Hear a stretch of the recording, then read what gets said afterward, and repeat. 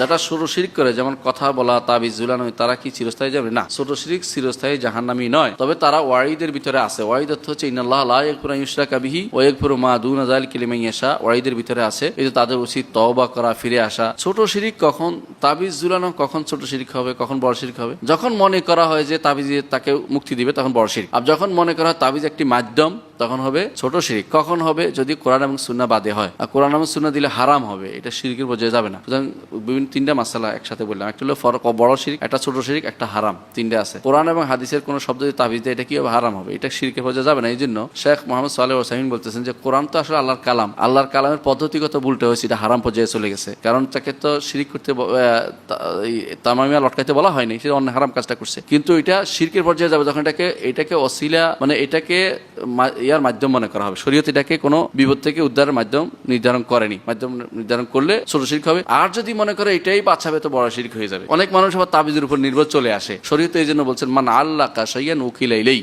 রাসূল বলেছেন কেউ যদি কোনো কিছু লটকায়, তাকে এটা দিয়ে ন্যস্ত করা হয়, অর্থাৎ সে কিন্তু আল্লাহর দিকে আর ভরসা করে না, তাবিজের উপর ভরসা করতে আরম্ভ করে, তখন এটা বড় শিরকে পরিণত হয়ে যায়। এই জন্য তাবিজ ঝুলানো যাবে না, এবং কখনো হারাম, কখনো ছোট শিরক, কখনো বড় শিরক হয়ে যায়। অবস্থাটা বুঝতে পারছেন? হ্যাঁ, এটা আমাদের জানা থাকা দরকার।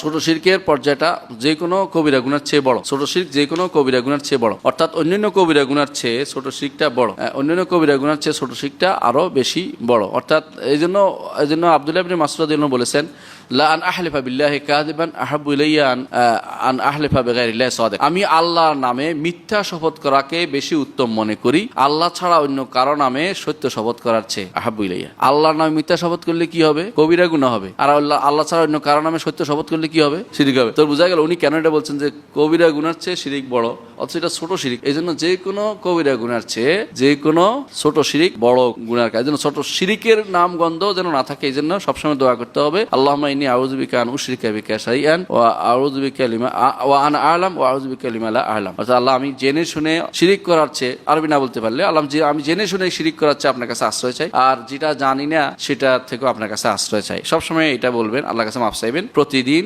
এটা মাফ চাইলে ইনশাআল্লাহ আল্লাহ তাআলা ক্ষমা করবেন।